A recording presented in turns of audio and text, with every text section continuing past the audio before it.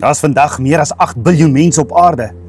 Ons kom almal uit verskillende lande, praat verskillende tale en leef verskillende lewens. Maar as ek en jy vir 2 dae lank heeltyd saam sou wees, sou ons baie vinnig agterkom dat ons een baie belangrike ding in gemeen het.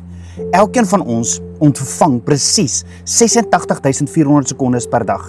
Nie meer nie en ook nie minder nie. Nou Jesus wys vir ons in Lukas 10 vers 38 tot 42 hoe belangrik dit is wat ons met hierdie tyd doen. Lukas vertel vir ons van Martha wat Jesus in haar huis ontvang en haar suster Maria wat aan Jesus se voete gaan sit en na sy woord luister. Martha aan die ander kant, sy is so besig, baie besig met al die dinge wat gedoen moet word. En uiteindelik raak sy so gefrustreerd en kom kla sy by Jesus. Here, gee U nie om dat my suster my alleen los en alleen laat bedien nie? Maar Jesus se antwoord is sag, so duidelik en diep.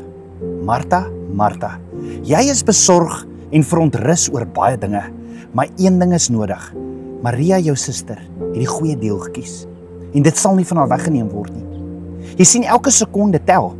En eendag gaan ons rekenskap moet gee oor hoe ons tyd, sekondes, gebruik het.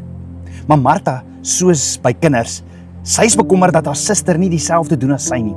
Dis van papa, sê vir sussie sy moet ook help. En dis presies wat Martha doen. Sy kyk na haar suster, vergelyk haarself en haar hart raak swaar en sy verloor fokus. Let wel, Jesus sê egter nie dat werk verkeerd is nie.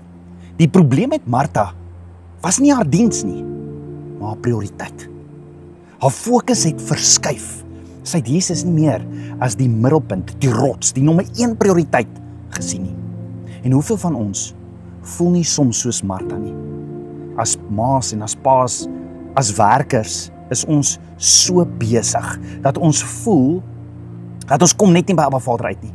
Ons daar raak so vol, ons prioriteite skuif en uiteindelik gebruik ons tyd as verskoning en sê, ek het nie genoeg ure in 'n dag nie.